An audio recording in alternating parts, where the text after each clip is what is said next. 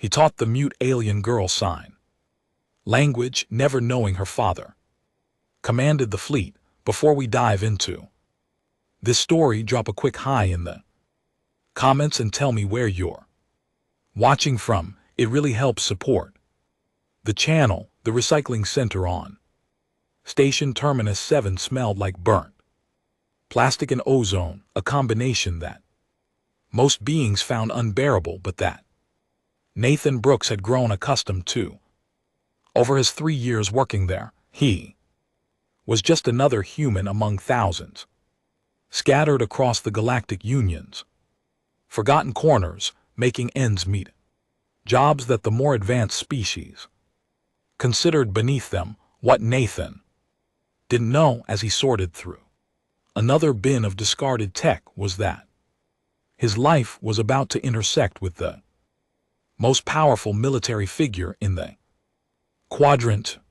She appeared on a Tuesday. If Station Terminus 7 followed Earth's arbitrary calendar system, which Nathan liked to pretend it did, the girl couldn't have been more than 12 cycles old in human years, her silver skin catching the harsh fluorescent lights of the recycling center's waiting area. She belonged to the Valoran species, recognizable by their elongated fingers, large expressive eyes that shifted colors with emotion, and the distinctive crest of crystalline structures that ran from their foreheads down to the base of their necks. Nathan had seen plenty of velour during his time on the station, usually diplomats or merchants, but never one so young and never one alone.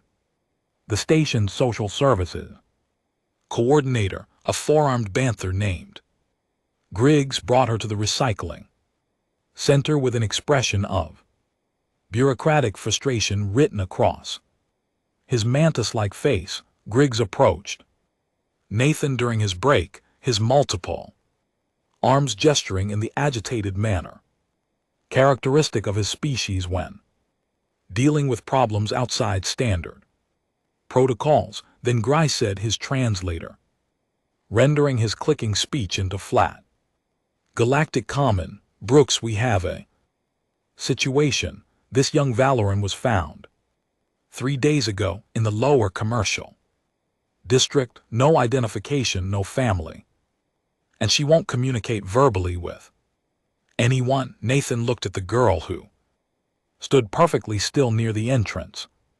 Her eyes, a deep purple that he'd learned indicated fear or sadness in Valorants.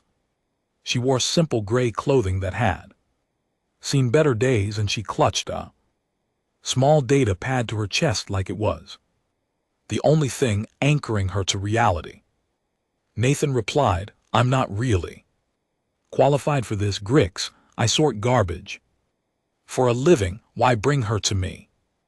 Grix's compound eyes fixed on Nathan with an intensity that made him uncomfortable. The banther said, because you're the only human on this station who knows Old Earth sign language. I did research before the Valoran species developed universal translators. A small subset of their population used a manual communication system almost identical to what you call American Sign Language. It's genetic.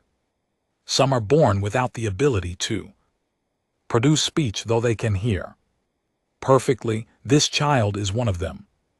Nathan felt his stomach drop. He'd learned sign language back on Earth to communicate with his younger sister, who'd been born deaf. That felt like another lifetime ago, before the colony ships, before his family had been scattered across 3 different systems. Looking for work, he said to Griggs.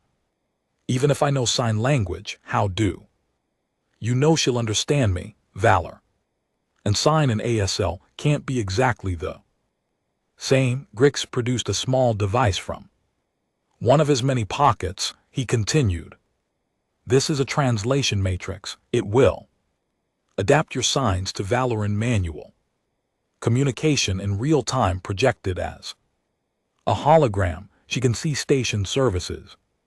We'll pay you double your current salary to take her in temporarily and help her communicate.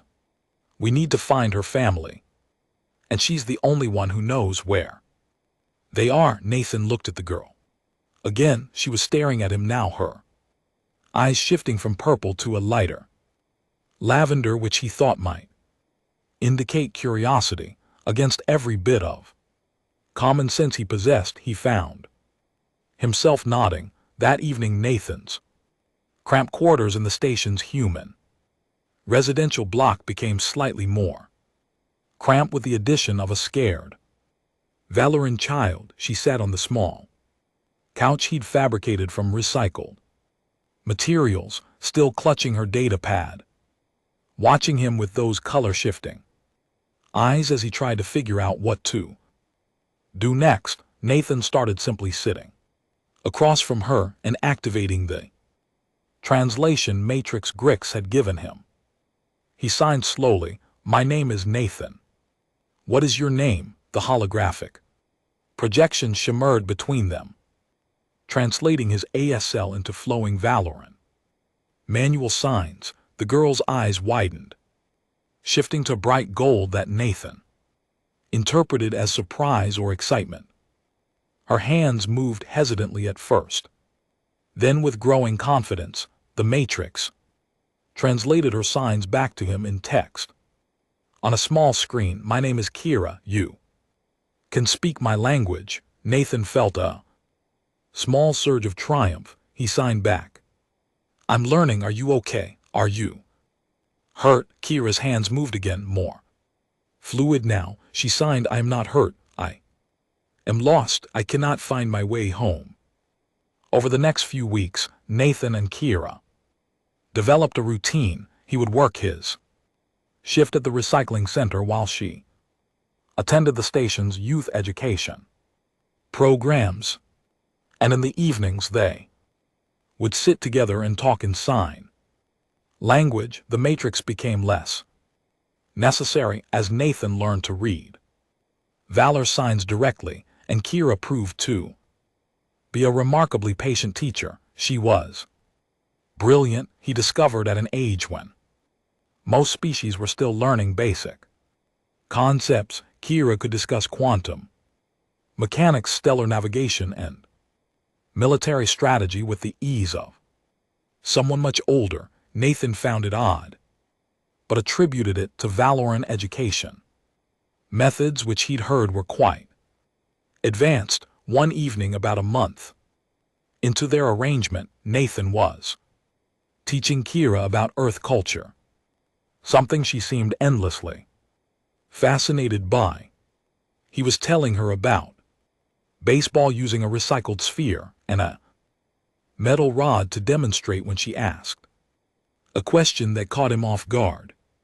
Kira signed, "Why do humans play games that simulate combat but call them sports and celebrate them? Other species find this disturbing." Nathan paused, considering his answer carefully. He signed back, "Humans need challenges. We need to compete to test ourselves, but most of us would rather do it throwing a ball than shooting weapons. It's how we stay sharp without hurting each other."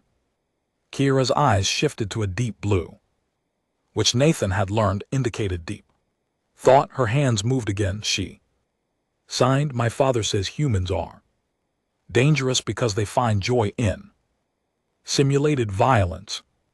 He says it means they are always ready for real violence." Nathan felt a small chill. He signed, "Your father sounds like he thinks about humans a lot. What does he do?" Kira's hands froze mid-sentence. Her eyes flickered through several colors rapidly, purple, gold, red, a pattern Nathan didn't recognize. Then she signed, simply, "He is in the military. I should not speak of it." Nathan didn't push, but the conversation stuck with him. Station Terminus 7 wasn't exactly a military hub. It was a civilian station on the edges of Galactic Union space. mostly populated by merchants, workers, and the occasional tourist. Why would a military officer's daughter end up lost? Here, over the following weeks, Nathan noticed other peculiarities. Kira knew an unusual amount about station security protocols. She could identify different classes of military vessels just by their engine signatures, which she explained she could feel through the station's hull vibrations.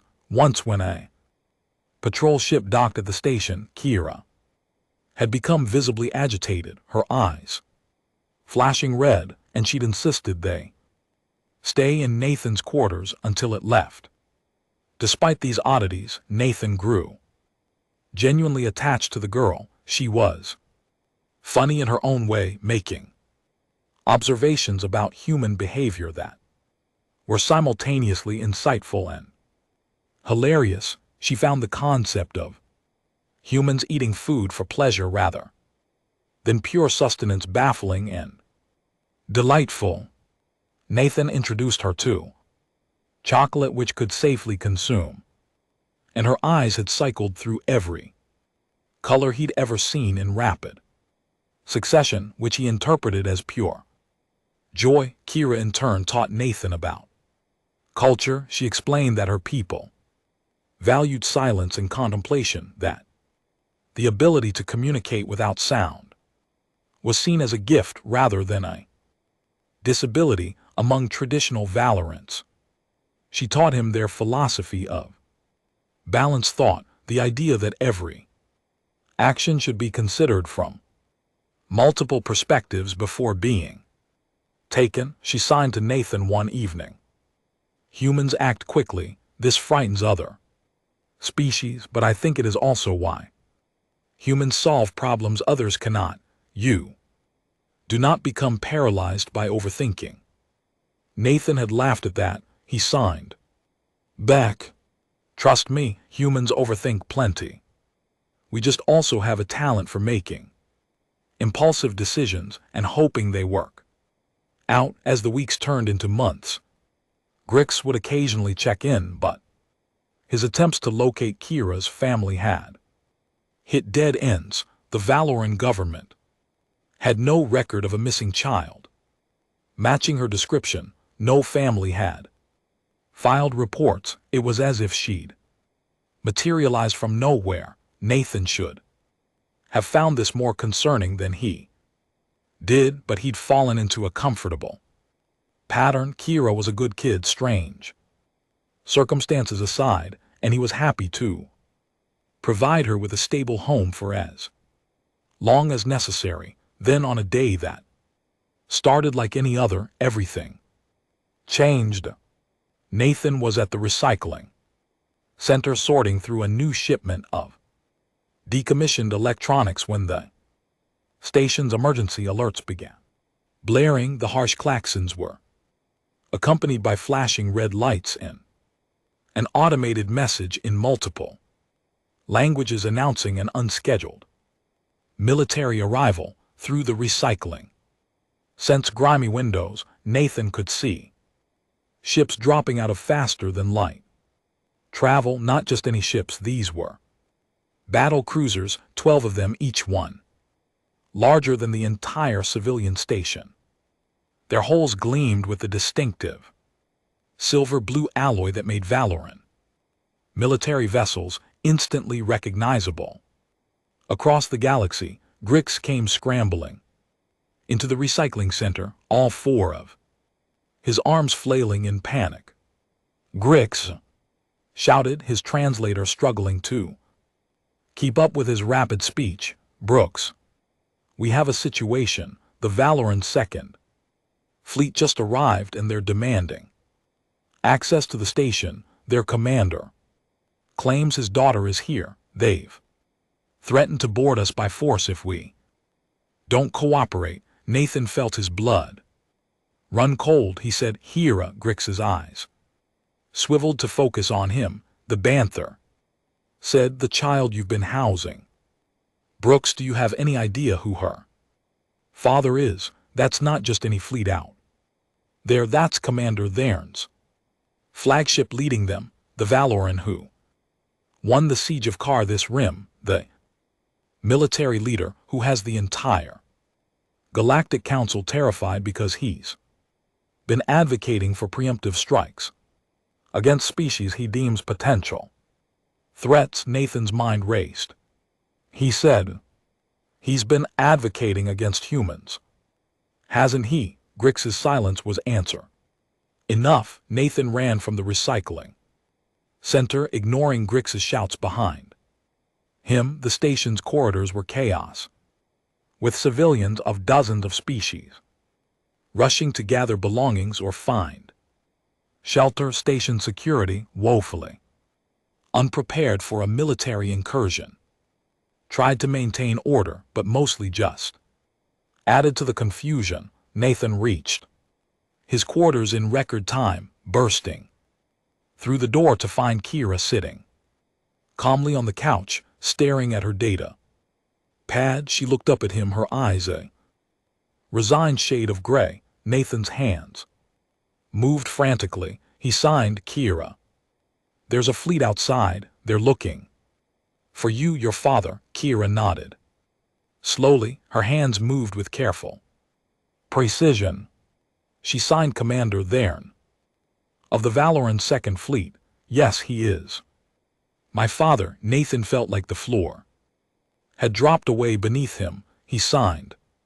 Why didn't you tell me? Why are you here? Did you run away? Kira's eyes shifted to that deep blue of contemplation. Her hands began to move, telling a story Nathan wasn't prepared for. She signed, I did not run away. I was taken. 3 months ago, a group opposed to my father's military policies kidnapped me. They hoped to use me as leverage to stop his campaign against emerging species. They brought me to this station because it is far from space and has weak security, but they were not cruel. They gave me freedom to move around, thinking a child could not escape. Nathan signed quickly. But you did escape. Kira continued signing.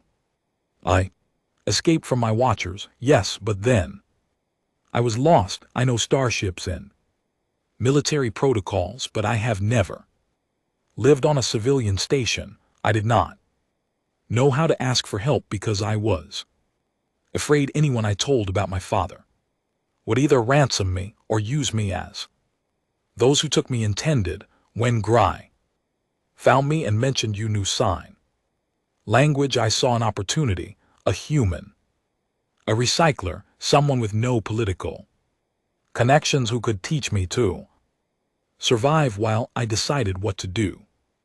Nathan's head was spinning. He signed. So this whole time you've been hiding from both your kidnappers and your father? Here his eyes flickered red. Briefly, embarrassment or shame. She signed, I was afraid. My father loves me, but his love is complicated.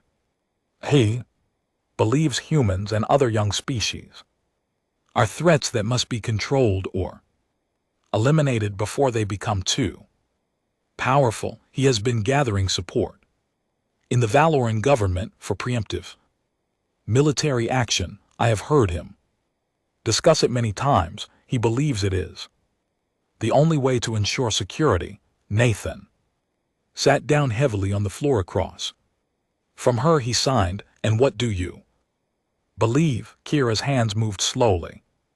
Thoughtfully, she signed, I believe my father was right. I was taught that humans were impulsive, violent, and dangerous, that they would eventually threaten the Galactic Union, but then I lived with you, a human who had nothing, who worked in Rifu, took in a strange alien child without hesitation. You taught me your language, shared your food, made me feel safe. You asked for nothing in return. You never tried to use me. She paused, then continued. Signing, you taught me something my father never could. That capability for violence does not mean inevitability of Violence, that strength can be paired. With kindness, my father sees human, military potential and assumes malice.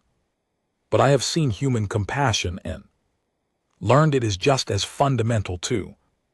Your species, before Nathan could respond, the room's communication panel lit up with an incoming priority message. A face appeared on the screen. An older Valoran male with sharp features and eyes that cycled between authoritative gold and angry red. His crystalline crest was more pronounced than curious, marking him as a mature adult of high status. The Valoran spoke in perfect galactic common, his voice carrying the weight of absolute authority. He said, I am Commander Thern of the Valoran Second Fleet. I know my daughter is on this station. I know she is in the human residential sector. Whoever is harboring her will hand her over immediately, or I will authorize my forces to extract her. You have 1 standard hour to comply. The transmission ended abruptly. Nathan looked at Kira. He signed. What do you want to do? I'll support whatever choice you make. Kira's eyes were purple.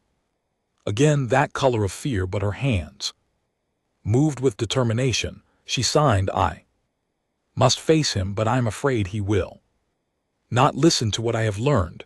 I am afraid he will continue his path toward war, and many will die. Humans, Valorans, others caught between all because he cannot see what I have seen. Nathan thought for a long moment, then signed. What if we make him see? What if you could show him what you've experienced? Kira tilted her head, a gesture of confusion. She signed. How he will take me back to the fleet immediately. He will not give me time to explain. Nathan stood up, a plan forming in his mind. That was probably suicidally stupid, but felt right anyway. He signed. Then we don't give him a choice, we make him spend time with humans. We make him see what you saw over the next hour. Nathan worked frantically. He contacted every human on station Terminus 7, 43 of them, and explained the situation. To his amazement, they all agreed to help.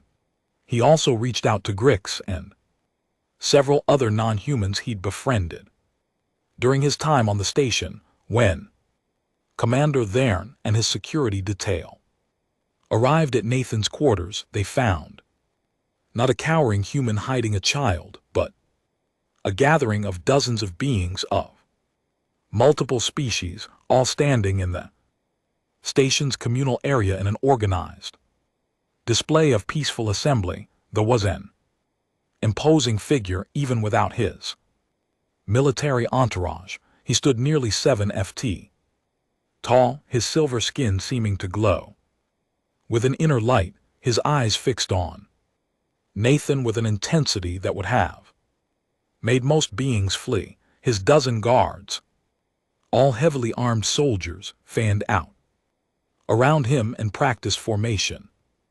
Thern's voice was cold when he spoke. He said, Human, you have my daughter. Hand her over, and I may overlook this incident. Nathan stepped forward, his heart hammering but his voice steady. He said, Commander Thern, I do have your daughter. She's safe, unharmed, and she'll be returned to you. But first, I'm asking you to honor a human custom. Give me 24 hours of your time. Let me show you what your daughter experienced while she was here. The eyes flashed red, pure anger. He replied, You dare make demands of me? I command a fleet capable of reducing the station to atoms. I could take my daughter and eliminate every being here without consequence. Nathan didn't flinch, though it took every ounce of courage he possessed. He said, You could, but your daughter asked me to make this request. She has something to show you, something to tell you, but she wants you to Understand the context first. She wants you to see what she saw from the crowd. Behind Nathan, Kira emerged. She walked calmly to her father, and Nathan saw the commander's entire demeanor change. Instantly, the anger drained from his eyes, replaced by a swirl of colors that Nathan now recognized as relief, love, and fear all mixed together. Then dropped to one knee to be at eye level with his daughter. He spoke in Valoran, which the translation matrix rendered. For Nathan, he said, "Hira, my light. Are you hurt? Did they harm you?" Kira's hands began to move in sign language. The translation matrix displayed her words for everyone present. She signed, "I am unharmed, Father, but I need you to do something for me. I need you to stay here for one day. I need you to see what I have seen. Please, Father, trust me." Nathan watched the internal struggle play out across Theron's features. Finally, the commander stood and addressed his guards and clipped. They lowered their weapons, but didn't relax their vigilance. Theron said to Nathan, his galactic common heavily accented but clear, 24 hours, but my guards remain with me, and if I detect any deception, any attempt to harm my daughter or use her against me, the consequences will be absolute. Nathan nodded. He replied, "Understood, Commander. Welcome to Station Terminus 7. What followed was one of the strangest days of Nathan's life. He had organized the humans and friendly aliens of the station to essentially host the most powerful military figure in the quadrant, showing him the daily life of a civilian outpost. They started with breakfast at the station's communal dining hall, where humans and other species gathered to share food and conversation. Theron watched with barely concealed suspicion as Nathan and others prepared food, not just the efficient nutrient paste common across the galaxy, but actual cooked meals with spices and care. An older human woman named Sarah Morgan, who ran the station's greenhouse, brought fresh vegetables she'd grown. She explained to the through translation how humans like to cultivate living things even when it was inefficient, how they found comfort in the act of nurturing growth. The observed but didn't participate, his eyes tracking every movement, analyzing every interaction as if it were a military operation. The turning point began when Nathan took Theron to the recycling center. Kira came along, signing her observations to her father. As Nathan explained his work, Nathan said as he sorted through bins, "This is what I do, Commander. I take things other species throw away and find ways to repurpose them. It's not glamorous, but it's necessary. Someone has to close the loop, turn waste back into resources." The watched Nathan's practiced movements. He said, "This is inefficient. Automated systems could do this work faster and more accurately." Nathan nodded while continuing to sort. He replied, "You're absolutely right. But automated systems cost money. This station doesn't have. Sometimes the human solution isn't the best solution. It's just the available solution. We're adaptable that way." Kira's hands moved. Signing to her father, she signed, "Nathan has created 17 new sorting techniques during his time here. The station's recycling efficiency has increased by 32%. He did this not for reward, but because he saw a problem and wanted to fix it." The looked at his daughter, then back at Nathan. Something in his expression shifted slightly. The day continued with visits to various parts of the station. They met Dylan Rhodes, a human engineer who maintained The station's life support systems with spare parts and creative solutions that made Theirs trained military mind recoil at their improvised nature. Yet, they worked flawlessly. They encountered Emily Parker, a human teacher who ran educational programs for the stations. Children of multiple species, she taught human literature alongside Valoran, philosophy, and Banther mathematics, creating a curriculum that celebrated diversity rather than fearing it. At every stop, Kira signed her observations to her father, explaining what she'd learned about humans. She signed about their tendency to help without being asked, their ability to find humor in hardship, their capacity to treat strangers as potential friends rather than threats. Evening came and Nathan brought Theon and Kira to the station's observation deck, a large transparent section where beings could watch ships come and go against the backdrop of stars. A group of humans had gathered there, as they did most evenings, playing music on instruments they'd built or brought from Earth. The music was simple acoustic guitars and voices, blending in harmonies, but it filled the observation deck with warmth. Nathan noticed Theirs eyes had stopped there, constant color shifting, settling into a steady blue of contemplation. Nathan said to the quietly, "We play music. Commander, we tell stories, we make art. We do these things even when we're poor, even when we're struggling, because they feed something in us that nutrient paste and efficient systems can't touch." I think that confuses a lot of species. They see us as either potential soldiers or potential victims, but rarely as people just trying to find joy in existence. There was silent for a long moment, then he said, "My intelligence reports on humans focus on your military capabilities, your rapid technological advancement, your history of conflict, and your capacity for violence. They paint a picture of a species that could threaten the stability of the galactic union." Nathan met his gaze. He replied, "All of that is true, Commander. Humans can be violent. We have fought wars. We have the capacity to be a threat, but we also have the capacity to be allies, friends, and contributors to something larger than ourselves. The question isn't whether we're capable of violence. It's whether that's all we are." Your daughter spent months learning the answer to that question. Kira moved to stand between Nathan and her father. Her hands began to sign, and this time she signed slowly, deliberately, making sure her father absorbed every word. She signed, "Father, I was afraid of humans.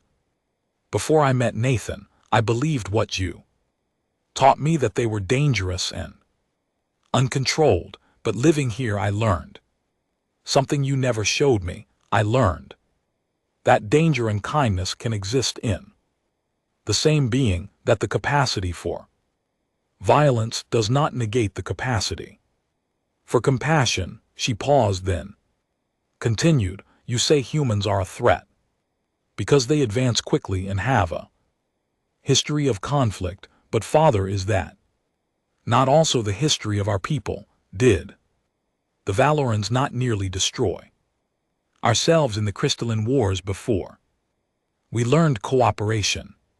Did we not achieve peace not by eliminating our capacity for violence, but by choosing not to use it?" Theirs' eyes flickered through several colors rapidly. He signed back, "The crystalline wars were different. We were young as a space faring civilization." Kira's hands moved with a firmness Nathan had never seen from her before. She signed, "And humans are younger still. You would judge them for being where we once were. You would eliminate a species for the crime of having potential they have not yet misused. The observation deck had grown quiet. The musicians had stopped playing, sensing the gravity of the moment. Other station residents, human and non-human alike, watched the exchange between father and daughter. Vern looked around at the gathered beings, then back at his daughter. "Hey," signed, "I nearly lost you, Kira. When you were taken, I vowed to never let myself be vulnerable again. I decided that the only way to protect you, to protect all the Laurens, was to eliminate threats before they could materialize. Humans represent the greatest unknown variable in our sector. Their unpredictability makes them dangerous." Nathan couldn't follow the sign language, but the translation matrix displayed Thuron's words. He spoke up, his voice carrying across the quiet deck. Nathan said, "Commander, you're right that humans are unpredictable. We make decisions that seem irrational to species that value careful planning. We act on emotion as much as logic. We improvise constantly. But that unpredictability, it goes both ways. Yes, we might do something that threatens you, but we're just as likely to do something that saves you." He gestured to the gathered crowd. Nathan continued, "Every human here, when I told them the situation, agreed to help. They didn't know you. They had no reason to trust a Valoran military commander who's been advocating for action against Earth, but they helped anyway because a scared kid needed her father, and that mattered more than politics or species differences. That's human unpredictability, too." There was quiet for a very long time. The station seemed to hold its breath, waiting. Finally the commander spoke, his voice softer than before. He said, "I came here prepared to retrieve my daughter and continue my campaign to the Galactic Council. I have evidence, projections, tactical analyses, all supporting the necessity of containing humanity before it becomes an unmanageable problem." He looked at Nathan, then at the other humans present, then finally at his daughter. The continued, "But my daughter, who I raised to think strategically and analyze threats, is telling me I am wrong. She has lived among you and sees something my reports do not capture." Here his hands moved again. She signed, "Father, your reports measure capability and threat potential. They do not measure character or choice. Nathan could have ransomed me to you for wealth. Instead, he gave me a home and asked nothing. This station's humans could have fled when your fleet arrived. Instead, they stood with me to ensure you understood what I learned.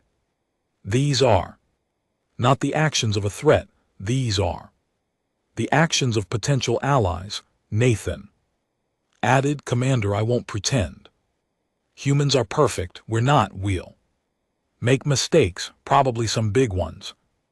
But we're also capable of growth, of learning, of being better than our worst impulses. All we're asking is for the chance to prove that, the same chance every species in the Galactic Union was given." The eyes cycled through colors Nathan had seen Kira display before. Purple fear, gold surprise, blue contemplation, and finally a soft green that Nathan had never seen in either of them. The said green signifies hope in emotion expression. It is rare. I have not felt it in some time. He turned to his guards and spoke in rapid velour.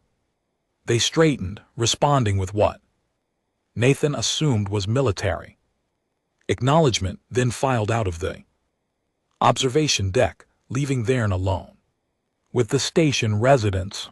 The commander sat down on one of the observation benches, a gesture of informality that seemed to shock his own species members in the crowd more than anyone else. Varen said, I will tell you all something I have told very few. I advocated for preemptive action against humanity, not purely from tactical analysis but from fear of the unknown, fear of a species that does not fit our models of behavior, fear that if I did not act, something would happen that I could not protect my people from. He looked at Kira and his voice became even softer. He continued, when my daughter was taken, that fear became absolute. I wanted to control everything, eliminate every variable, ensure perfect safety through perfect order, but perfect safety through control is an illusion, is it not? My daughter was taken despite all my power, and she was returned not through force, but through the kindness of strangers I considered threats. Kira moved to sit beside her father, her hands signed, and her father watched them with complete attention. She signed, fear is wisdom. Father, you taught me that, but wisdom must include knowing when fear guides, and when it blinds. Your fear of humans blinded you to their other qualities. My fear when I was lost nearly prevented me from accepting Nathan's help. We both almost let fear make our decisions for us. Varen placed his hand on his daughter's shoulder, a gesture of affection among Valoran. He said to the assembled group, I came to this station to retrieve my daughter and demonstrate Valoran power. Instead, I have been shown Valoran ignorance, my own included. I cannot undo my advocacy to the council, but I can change its direction. He stood and addressed Nathan directly. Varen said, human Nathan Brooks, you have given me my daughter and challenged my assumptions. I would make a request of you if you are willing. Nathan felt everyone's eyes on him. He replied, what kind of request? Commander. Varen's eyes shifted to that hopeful green again. He said, return to Valorant space with us, you and any other humans willing to come, not as prisoners or subjects, but as cultural ambassadors. If I am to argue to the council that humanity deserves partnership rather than preemption, I need beings like you to demonstrate what my daughter has learned. I need the council to see what I have begun to see. The request caught Nathan completely off guard. He looked around at the other humans, seeing his own shock reflected in their faces. Nathan said, Commander, I'm nobody. I'm a recycler on a forgotten station. I'm not a diplomat or a representative of Earth. Varen replied, you are exactly what is needed, not a politician who will say what we want to hear, but a person living an honest life who can show us who humans truly are. My daughter did not learn about humanity from your leaders or your military. She learned from you living your daily existence. That is what the council needs to understand. Here his hands moved, signing to Nathan. Even though her father could see, she signed. Please, Nathan, you gave me a home when I needed one. Let me give you a chance to change the future for your species. Come with us. Nathan looked at the faces around him. Sarah Morgan, the greenhouse keeper, nodded encouragingly. Dylan Rhodes gave him a thumbs up. Emily Parker smiled. One by one, other humans indicated their support. Gry pushed through the crowd, all four arms raised in a gesture of excitement. The Banther said, Brooks, this is an unprecedented opportunity. Humans becoming cultural ambassadors to the Valoran government. This could change everything for Earth standing in the Galactic Union. Nathan felt the weight of the moment settling on his shoulders. He thought about his sister somewhere in another system. He thought about Earth, still struggling to find its place among the stars. He thought about Kira, the strange, brilliant girl who'd come into his life by accident and changed everything. He said to Thern, "I'll do it, but I have conditions." The eyes flickered with what might have been amusement. He replied, "A human who makes demands of a fleet commander. This is either brave or foolish. Speak your conditions." Nathan said, "First, any human who comes does so voluntarily and can leave whenever they choose. Second, we're not showpieces or curiosities. We're people sharing our culture, which means we do it on our terms, authentically. And third, Kira gets to continue her education, not just in Valoran traditions, but in human ones. 2. She's already started learning about Earth. She should get to finish." Thern considered for a moment, then extended his hand in the human gesture of agreement. He must have researched. He said, "Agreed, though I suspect my daughter will prove a more demanding teacher than student when it comes to human culture." Here's eyes flashed gold happiness, and she signed rapidly too. Both of them she signed. "I already have a list of Earth books I want to read, and Nathan promised to teach me to play baseball." The observation deck erupted in relieved laughter, the tension of the day finally breaking. Humans and aliens alike began talking excitedly about the implications, about the opportunities, about the sheer strangeness of how the day had turned out.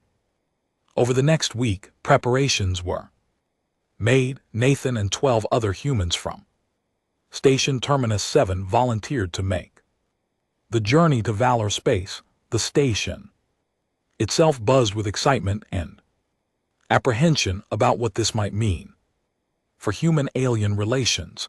On the day of departure, Nathan stood in his empty quarters one last time, looking at the recycled furniture and the simple space that had been his home for 3 years. Kira stood beside him, her small bag of belongings looking remarkably similar to his own. Kira signed to him, "Are you frightened? You are leaving everything familiar." Nathan signed back, having become quite fluent in Valoran manual communication, terrified but also excited. Humans are good at walking into the unknown. It's kind of our specialty. Kira's eyes shifted to that soft green of hope. She signed, "You taught me that family is not always the people you are born to. Sometimes it is the people who choose to care for you when they do not have to. You are my family now, Nathan Brooks. You and my father both." Nathan felt his throat tighten with emotion. He signed, "You're my family too, kid.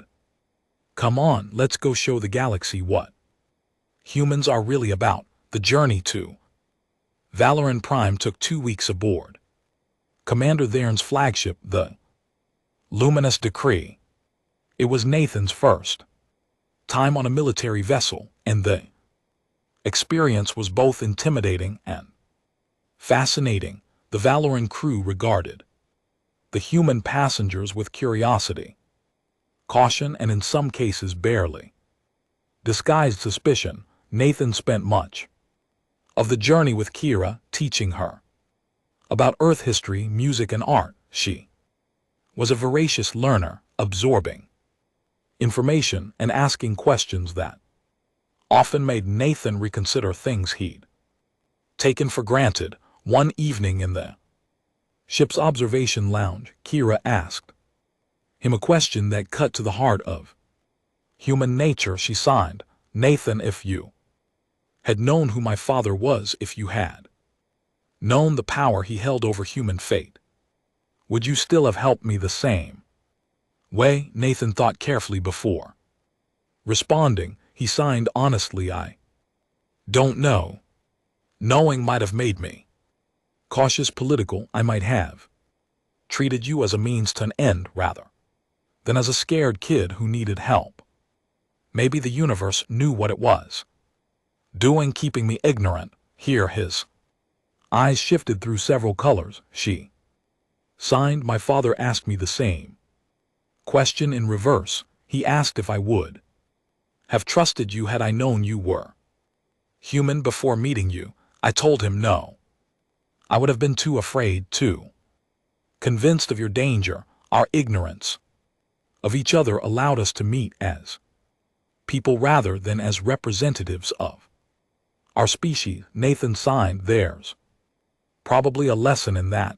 Maybe species get along better when they stop thinking of each other as species and start thinking of each other as individuals. Theron joined them in the observation lounge carrying 3 containers of a Valoran beverage he discovered humans could safely consume. He'd been making an effort to spend time with the human passengers, learning about them as individuals. Theron said, sitting down with Nathan and Kira, we will arrive at Valoran Prime tomorrow. The council has agreed to meet with you and the other humans, though I will be honest, there is significant skepticism. Many counselors believe this is a waste of time or a potential security risk. Nathan accepted the drink container. He said, can't say I blame them. From their perspective, we probably do look like a threat. Young species rapidly advancing, lots of weapons, complicated history. On paper, humanity is a risk. Theron's eyes were that contemplative blue. He replied, yes, but my daughter has taught me that beings are more than what they appear on paper. The question is whether I can teach the council the same lesson. Some of them are deeply entrenched in their fear of human potential. Nathan thought for a moment, then said, Commander, you can't convince people not to be afraid by telling them their fear is wrong. Fear is a legitimate response to uncertainty. What you can do is give them more information, more context, so their fear becomes informed rather than reactionary. Kira signed her hands, moving between her father and Nathan, so both could see Nathan is right. You cannot eliminate the council's fear of humans, but you can show them that fear and friendship are not mutually exclusive. The Banther feared the Valorans once, did they not? Now they are our allies. Fear faded through familiarity. The nodded slowly. He said, wisdom from a child and a recycler. Perhaps the council needs more of both. He stood preparing to leave, then paused. Nathan, tomorrow will be difficult. The council will test you, question you, perhaps even try to provoke you. They will want to see if humans are as volatile as they fear. Nathan met his gaze steadily. He replied, let them test. I'm not a diplomat, Commander. I'm just a guy who sorts garbage and tries to be decent. If that's not good enough for them, then maybe they're looking for the wrong things. The next day, Nathan and his fellow humans stood in the Grand Council chamber of Valoran Prime, a structure so breathtakingly beautiful it almost hurt to look at. The walls were made of living crystal that pulsed with soft light, and the ceiling was open to the sky, showing the binary suns that illuminated the Valoran home world. The council consisted of 50 Orans, each representing different regions and interests of their civilization. They sat in a semicircle arrangement, elevated above the floor where Nathan and the others stood. Commander Theron stood to the side in full military regalia, while Kira sat in a special section reserved for honored guests. The head counselor an ancient Valoran named Aridin, whose crystalline crest had turned almost completely transparent. With age spoke first, Aridin said, his voice amplified by the chambers. Acoustics, humans of Earth, you have been brought before this council to address concerns about your species, rapid expansion and potential threat to Galactic Union stability. Commander Thern has requested we reconsider our defensive posture regarding humanity. We will hear from you directly. Tell us why. Should we not fear you? Nathan stepped forward, feeling the weight of 13 billion humans' future on his shoulders. He said, Counselor Aridin, members of the Council, I can't tell you not to fear humanity. Fear is a choice each being makes for themselves. What I can tell you is who we are beyond your tactical reports. He gestured to the humans standing with him. Nathan continued, these are recyclers, teachers, engineers, farmers. We're not Earth's finest. We're not their diplomats or leaders. We're ordinary humans living ordinary lives in the mess and chaos and beauty of existence. If you want to know whether humanity is a threat, don't look at our weapons or our ships. Look at us. A counselor near the center, younger than Aridin, with eyes that glowed an aggressive red, spoke up sharply. The younger counselor said, your humility is noted, human Nathan, but it does not address our concerns. Your species has a documented history of internal conflicts spanning your entire recorded civilization.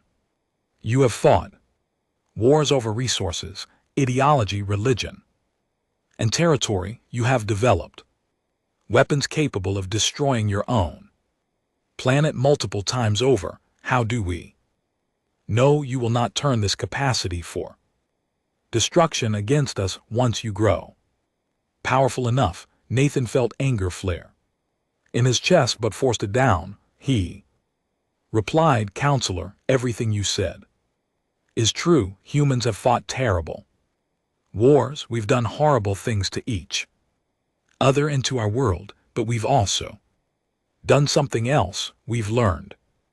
We've grown. We've built institutions and systems designed specifically to prevent our worst impulses from dominating. He paused, gathering his thoughts. You're asking me to prove a negative, to prove we won't do something? I can't do that. No species can. But I can tell you what I've seen humans do. I've seen us sacrifice for strangers. I've seen us choose cooperation over conflict when it matters. I've seen us reach out to the unknown with hope instead of retreating into fear. Sarah Morgan, the greenhouse keeper, stepped forward to stand beside Nathan. She said, if I may add something, counselors, I'm 72 years old. I've lived through Earth's first contact, through our integration into the Galactic Union, through all the fear and uncertainty that came with discovering we weren't alone. I've watched humanity struggle with its place in the galaxy. She continued, her voice strong despite her age. What I've learned is that humans need purpose. We need challenges. Left with nothing to strive for, we turn on ourselves.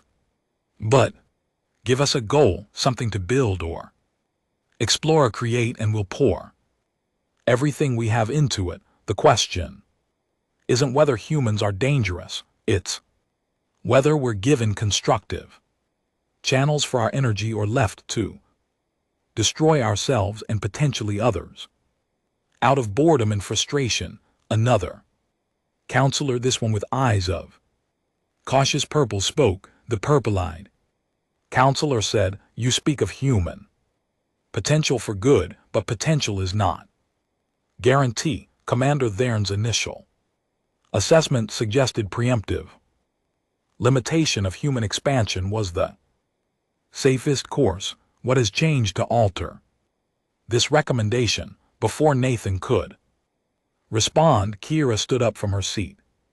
She moved to the center of the chamber. Floor her small figure somehow, commanding attention despite her size. Kira began to sign, and the translation systems projected her words throughout the chamber. She signed. What changed was that I lived with humans, not as a counselor or a military analyst, but as a child needing help. I experienced human compassion firsthand. I learned that humans are not a monolith of aggression, but individuals capable of great kindness. Aridon raised a hand. He said, "Young Kira, daughter of our esteemed commander, your experience is valued, but you are young and you lived with these humans for mere months. How can such limited exposure override cycles of analysis and data?" Here's eyes flashed gold and her hands moved with fierce determination. She signed because data without context is meaningless. Your analyses measure what humans can do. I measured what they choose to do. Nathan could have used me for political gain. He chose to simply care for me. This station's humans could have fled your fleet. They chose to stand with me. These are not statistical anomalies. These are expressions of human values. She turned to look at her father, then back at the council. Kira continued, signing. My father taught me to analyze threats and plan for worse scenarios. This is good military thinking, but the council is not a military body. Your purpose is to guide civilization toward prosperity and wisdom. Wisdom means recognizing that fear of what might be should not override acknowledgement of what is. The step forward, his military bearing somehow both formal and protective of his daughter. He said, "Counselors, I came before you 6 weeks ago advocating for containment of humanity through military and political pressure. I presented evidence of human conflict potential and recommended we act before they became too powerful to control. I was wrong." A murmur went through the council. Aridon's eyes widened. He said, "Commander Thern, you are reversing your position entirely."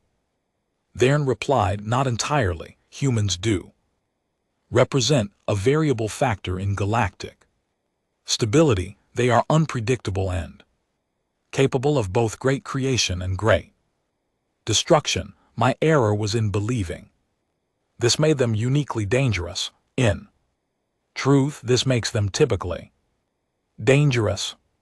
Like every species that has reached the stars, we Valorans nearly destroyed ourselves in our crystalline wars. The Banther fought the separation conflicts. Even the peaceful Lorien had their age of fracture." He gestured to Nathan and the other humans. Thern continued, "Every species carries the capacity for destruction alongside the capacity for creation. The question is never whether a species is capable of harm, it is whether they are capable of choosing otherwise." My daughter's experience and my own observations over the past weeks have shown me that humans are indeed capable of that choice.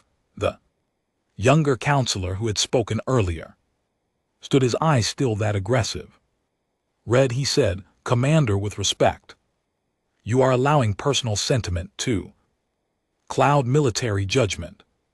Your daughter's safe return has made you vulnerable to emotional reasoning. The strategic reality remains that humanity is expanding rapidly with military capabilities that rival our own. Sentiment does not negate threat." Nathan felt the tension in the room spike. He saw Thern's eyes flash red in response. Sock has turned purple with fear that the progress they'd made was slipping away. He made a decision. Nathan said, Loudly, his voice cutting through the rising argument. The counselor is absolutely right. The chamber fell.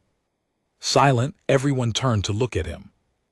Nathan continued, sentiment shouldn't override strategic thinking, so let's talk strategy. Counselor, you're afraid humanity will become powerful enough to threaten valor and security.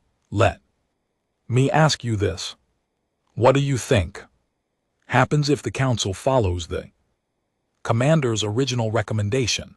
If you contain humanity through pressure and force, the counselor's eyes narrowed. He replied, humanity would be limited to controlled growth, preventing them from becoming a destabilizing force. Nathan shook his head. He said, no, you'd create exactly what you fear. You'd prove to humanity that the galaxy sees us as threats rather than partners. You'd force us into a defensive posture, accelerating our military development because we believe we had no choice. You'd create a self-fulfilling prophecy where your fear generates the very threat you wanted to prevent. He took a step forward. Nathan continued, but there's another strategy.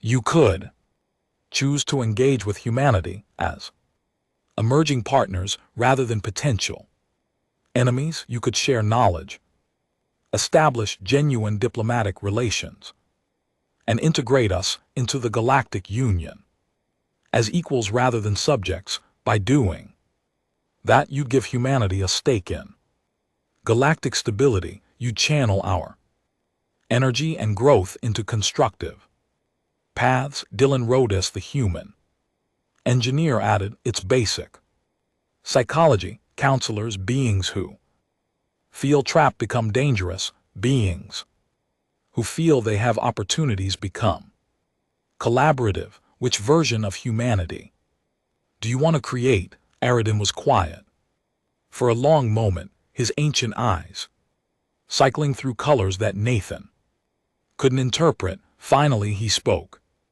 Aridin said, human Nathan, you argue that our fear itself is the danger, that our defensive measures would create the threat we seek to avoid. This is a sophisticated understanding of strategic psychology. It is also exactly the kind of thinking that makes your species formidable. You see 3 steps ahead, anticipating reactions and counter-reactions. This intelligence is both impressive and concerning. Nathan felt frustration building. He replied, with respect, Counselor Aridin, it sounds like you've decided we're a threat no matter what we do. If we're aggressive, we're dangerous. If we're thoughtful, we're dangerously clever. If we're peaceful, we're suspiciously peaceful. How do we win? What would actually convince you that humanity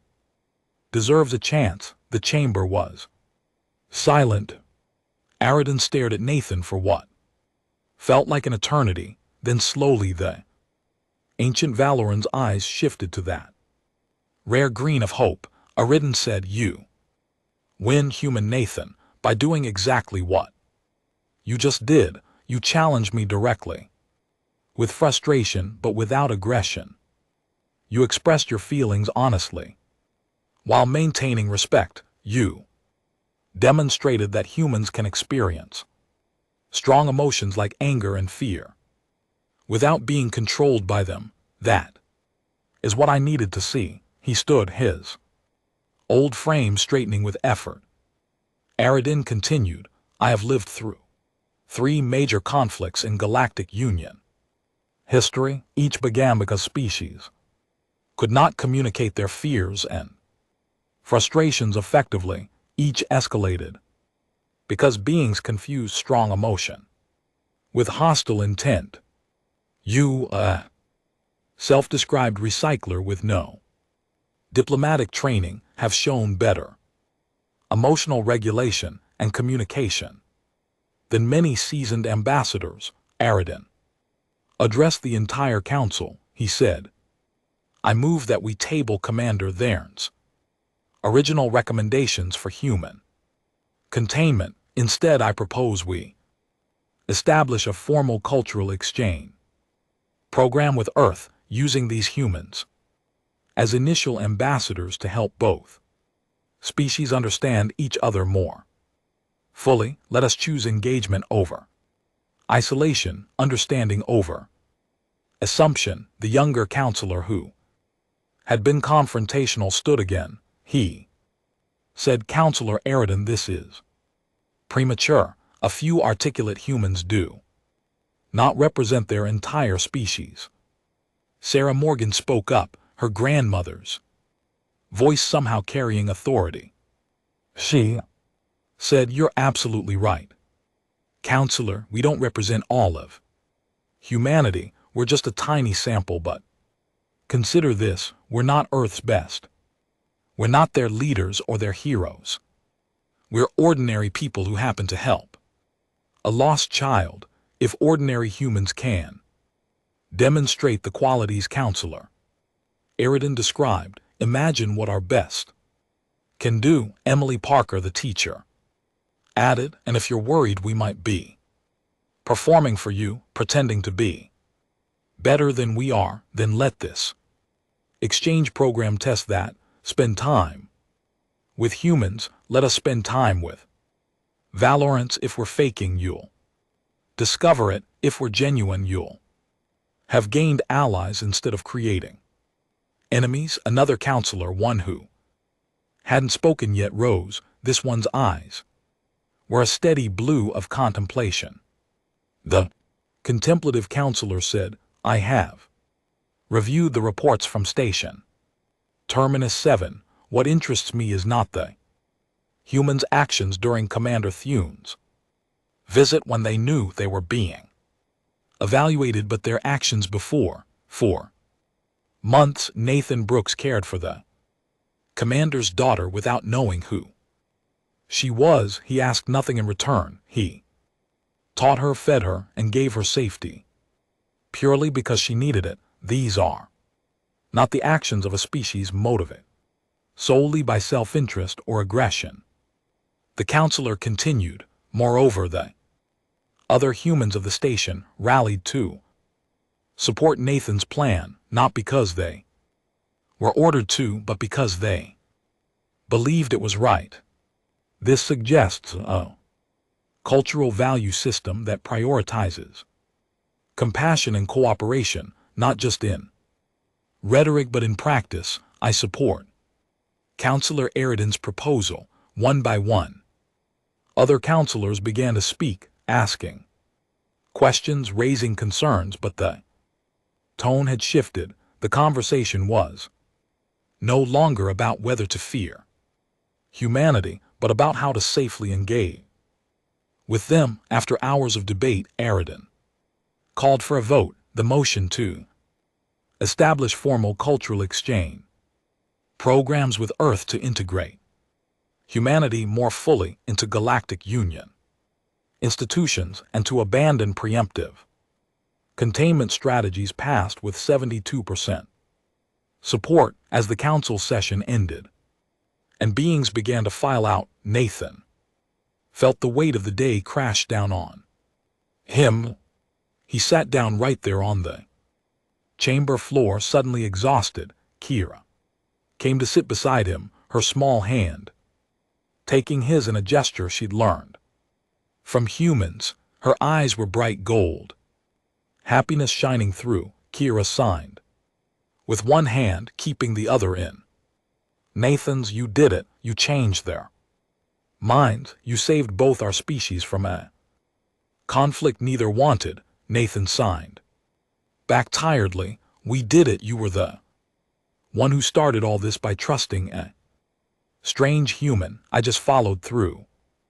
They approached, and for the first time since Nathan had met him, the commander was smiling. He said, "Human Nathan Brooks, you have given me my daughter, changed my perspective, and helped alter the course of the Lauren policy. I find myself in your debt in ways I cannot easily quantify." Nathan stood up, facing The commander, he replied, you don't owe me anything, commander. I helped your daughter because it was the right thing to do. Everything else just followed from that. Thuron's eyes were that hopeful green. He said, yes, it just followed. That simple human tendency to help first and calculate consequences later. It is both your greatest strength and what made you seem so dangerous to us. We could not predict beings who act on compassion before strategy. He extended his hand in the human gesture. The council has approved the exchange program. You and your fellow humans will be the first official cultural ambassadors from Earth to Valor Prime.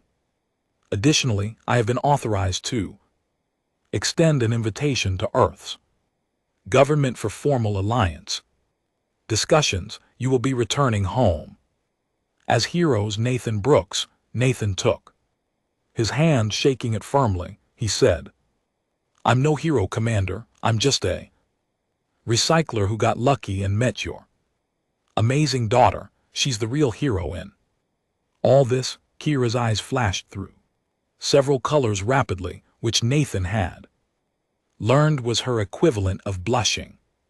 She signed, I am not a hero. I was lost and afraid. You gave me a home and taught me not to fear. That is not heroism, it is kindness. Nathan signed back. Maybe kindness is a kind of heroism, the quiet kind that doesn't get songs written about it. Over the following months, Nathan and the other humans from Station Terminus 7 became fixtures of Valoran society. They lived among Valor, taught courses about Earth culture, and learned about Valoran history and traditions.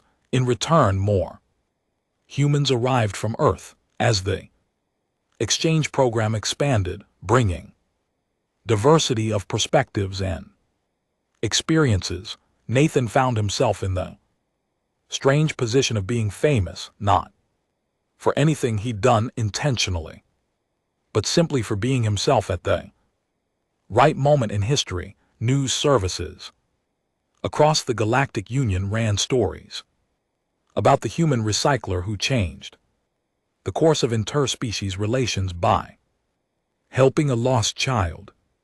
Earth's government, initially suspicious of the whole situation, sent official diplomats to follow up on Nathan's accidental diplomacy, but they quickly learned what the Valoran Council had discovered, that humans connected better through genuine interaction than through political maneuvering. One evening, about 6 months into the exchange program, Nathan sat in a garden with Kira, watching the binary sunset. She'd grown in that time, not just physically but in confidence. She attended a prestigious Valoran academy now, but she visited Nathan regularly, maintaining the bond they formed here.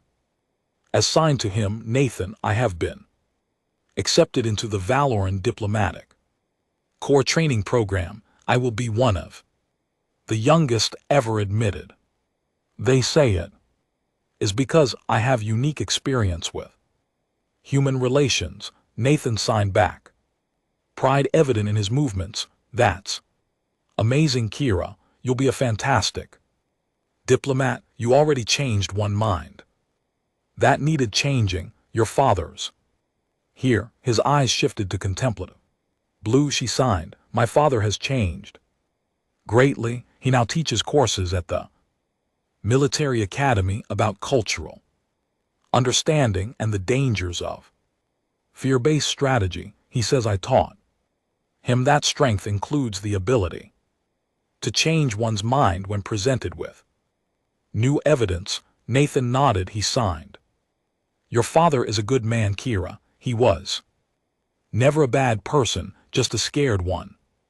Scared people make bad decisions sometimes, but they can also recognize their mistakes and grow from them. Kira was quiet for a moment, then signed, do You miss Earth, your home, Nathan. Consider the question carefully. He signed, I miss some things, food I grew up with, the specific smell of rain on Earth soil, my sister though we talk via communication channels regularly. Now but home isn't just a place, Kira. It's the people you care about and who care about you. By that definition, I'm home right here. Here's eyes went gold. With happiness, she signed, I am glad. Because I have a question to ask you. In Valorant culture, when someone saves your life or fundamentally changes it for the better, we have a tradition. We offer them a place in our family structure. It is not adoption exactly, but a recognition of bond that goes beyond friendship. Nathan's hand stilled. He signed, Kira. But what are you asking? She signed slowly, deliberately, my father and I would like to offer you formal family status in the house of. There, you would be my acknowledged brother, his acknowledged son, with all the rights and responsibilities that entails in society. You would become part of our family and law as you already are in spirit. Nathan felt tears prick his eyes, something that had become embarrassingly common since he'd started living among beings who could read emotions through eye color changes. He signed, I would be honored, but Kira, you know I'm still human. I'm still going to make mistakes, do things that confuse or frustrate you and your father. I'm still going to be unpredictable sometimes. Kira's hands moved with absolute certainty. She signed, I know that is part of what makes you family. Family is not about perfection, it is about commitment to each other despite imperfection. You taught me that. Nathan pulled her into a hug, a very human gesture that she'd grown to accept and even initiate. Over her shoulder, he saw Commander Thern approaching across the garden, his eyes that hopeful green. Thern said as he reached them, I see my daughter has asked you. What is your answer, Nathan? Brooks, will you join the house of Thern? Nathan released Kira and stood to face Thern. He replied, yes. Commander, I'd be proud to be part of your family, though I have to warn you. Humans have traditions too, like embarrassing family stories and terrible jokes at gatherings. You're signing up for a lot. Thern's expression shifted into what Nathan had learned was a Valorant smile, subtle but genuine. He said, I believe I can endure terrible jokes if they come with the companionship and loyalty you have already demonstrated. Besides, my daughter has been teaching me some of your humor. I am beginning to understand why humans value laughter so highly. It is a form of shared joy, is it not? Nathan grinned. He replied, exactly. It's how we tell each other that despite everything, life is still good enough to laugh about. The formal ceremony integrating Nathan into the house of Thern took place 2 weeks later. It was attended by Valorant dignitaries, human ambassadors, and representatives from a dozen other species. The event was broadcast across the Galactic Union as a symbol of the new era of cooperation between humans and Valorants. But for Nathan, the most important moment came after the ceremony, when he stood with his new sister and father, simply existing as a family unit. That shouldn't have been possible, but was. In the years that followed, the human-Valorant relationship became the template for how the Galactic Union integrated emerging species. The cultural exchange program Nathan had accidentally initiated expanded to include dozens of worlds. Fear-based preemptive policies gave way to engagement-based integration strategies. Hera became the youngest ambassador in Valor and History, specializing in human relations. She wrote extensively about her experiences creating educational materials that helped other species understand humanity beyond their military capabilities. Then retired from active military command to teach and write about strategic psychology and the cost of fear-based decision-making. His textbooks became required reading in military armies across the Union, and Nathan, the recycler from Station Terminus 7, who'd helped a lost alien child, continued to do what he'd always done. He helped where he could, learned what he was taught, and approached each day with the simple human philosophy that kindness was never wasted and connection was always worth the risk. 10 years after he'd first met Kira in that recycling center, Nathan stood in the Grand Council chamber again. But this time he stood not as a nervous ambassador, but as a recognized member of one of most prominent families and as Earth's appointed representative to the Galactic Union Council.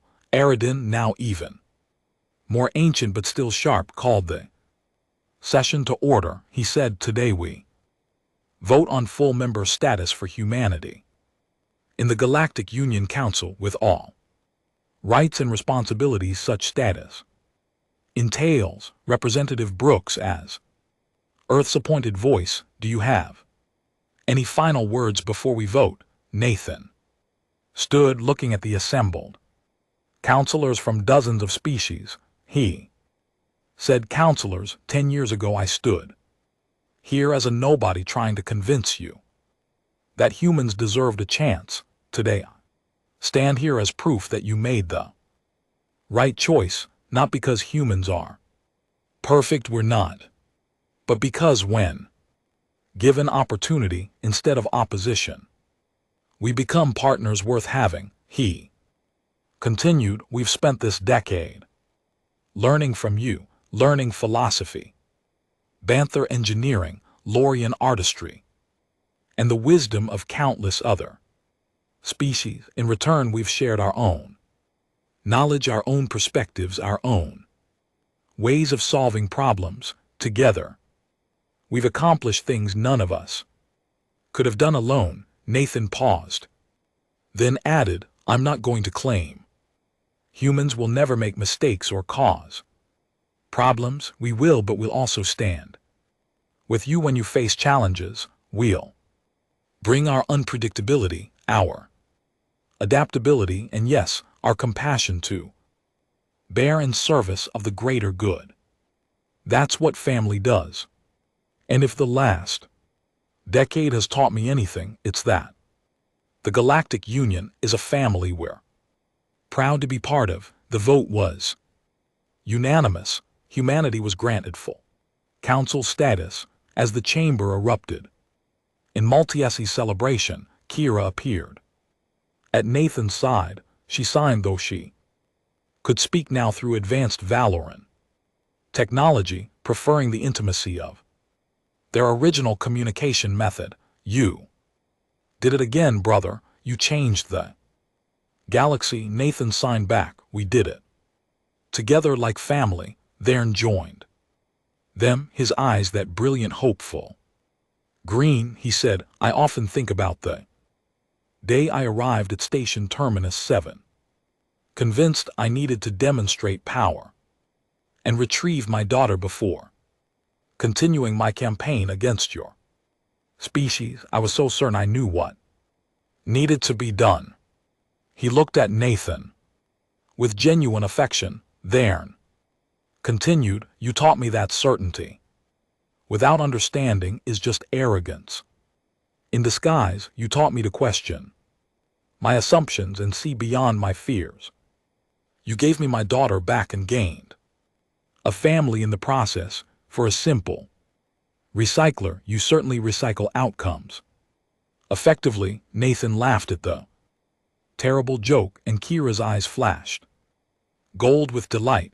Around them beings of every species that comprised the Galactic Union celebrated together. Scene that would have seemed impossible. A decade earlier, that night Nathan stood alone in the same Valoran garden, where Kira had asked him to join her family, looking up at alien stars that had become familiar. He thought about his journey from Earth to Station Terminus 7 to Valoran Prime. He thought about his sister who was traveling to Valoran space to visit him next month. He thought about all the scared, uncertain moments that had somehow led to this. His communication device chirped with a message. It was from Dylan Rhodes, still on Station Terminus 7 but now running a major recycling innovation program that was being adopted across the Union. The message read, "Hey Nathan, saw the vote on the feed. Congrats on making us respectable. Remember when you were just the guy sorting garbage next to me? Who knew that helping one lost kid would change everything? Anyway, we're having a celebration at the old station. You should visit sometime. We miss you. Also, we have a new kid working here, Banther, who wants to learn human engineering. Figured you'd appreciate the irony, humanity teaching others now. Who would have thought?" Nathan smiled and composed a reply, "I'll visit soon." And yeah, who would have thought? Sometimes the universe has a better plan than we do. We just have to be open to it. Keep teaching, Dylan. That's how this whole thing works. We learn from them, they learn from us, and everyone gets a little better. He sent the message and stood a moment longer under alien stars, thinking about lost children and found families, about fear and hope, about the strange path that had brought a human recycler to the heart of galactic politics. In the end, Nathan realized the story wasn't really about him at all. It was about what happens when beings choose connection over fear, when they risk kindness without knowing the outcome, when they treat strangers as potential family rather than potential threats. It was about a girl who learned to trust despite her fear, a father who learned to hope despite his certainty, and a recycler who learned that sometimes the most valuable things people throw away are their prejudices and assumptions.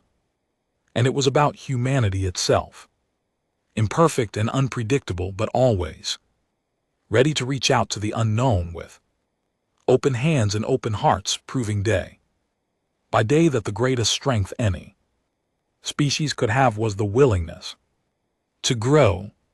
Nathan Brooks, former recycler of Station Terminus 7, now Representative Brooks of the Galactic Union Council, member of the House of Thern and brother to the girl who changed everything, walked back toward the lights of the celebration, toward his family, toward a future that had seemed impossible but had become wonderfully, improbably.